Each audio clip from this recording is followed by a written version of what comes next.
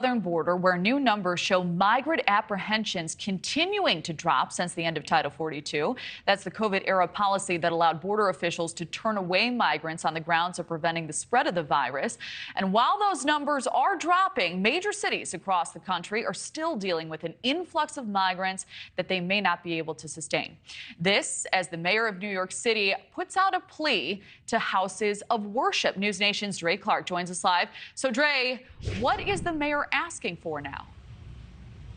Well, the mayor is saying right now New York City is receiving on average about 700 migrants or asylum seekers a day, although he said last week on 2 different days they received more than 900. Now, those migrants who are coming into the city are now being processed here at the Roosevelt Hotel here on the Lower East Side. The hotel had been closed for 3 years until it was reopened last week to provide emergency housing for migrant families. Now, as the mayor and other city officials are looking for more places to house migrant asylum seekers, the faith community is now receiving an SOS from the city to please help, please do something.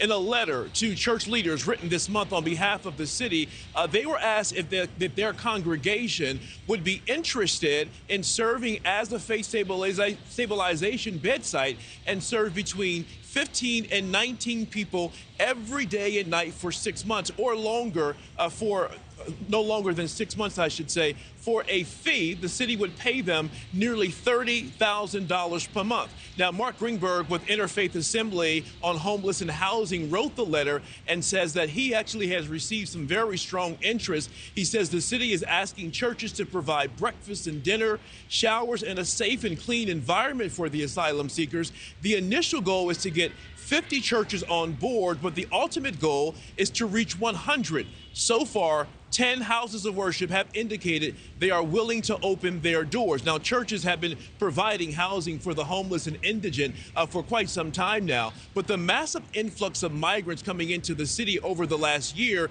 has left the city shelter system completely maxed out. New York City officials say they've received more than 70,000 migrant asylum seekers since last April, and 42,000 are receiving city services, including housing. Now, with 50 churches participating citywide, it's estimated that would accommodate about 900 people, and with 100 churches, that number would double. And it's not just churches, but also synagogues, mosques, and temples are all eligible to help if they're interested.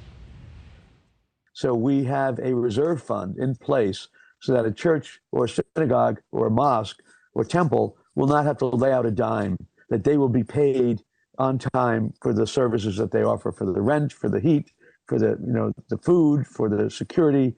And this took a while. This is an unusual arrangement. This is not normally the case with nonprofit contracts with the city. And here's another look outside the Roosevelt Hotel here in Lower Manhattan. These are some of the migrant families that either arrived here earlier this weekend or perhaps today. You can see some children walking out of the hotel. The goal here at the Roosevelt is to be able to accommodate at some point up to 1,000 people, or at least to make 1,000 rooms available, but that's still a work in progress. The city initially only made 150 available. As for that $30,000 fee that the churches would be given for housing migrant families, we're told that part of that cost would go to cover each person, and then the other would go to cover the space they're actually using here. But again, Kelly, a lot of churches certainly expressing interest in this as the city continues to find more spaces to house these migrants. Meanwhile, many of the counties around New York City continue to file lawsuits to stop the city from busing migrants in their direction. All right, multifaceted issue. Dray Clark. Thank you for watching. Go to newsnationnow.com to find News Nation on your television provider. And don't forget to click the red subscribe button below to get more of News Nation's fact-driven, unbiased coverage.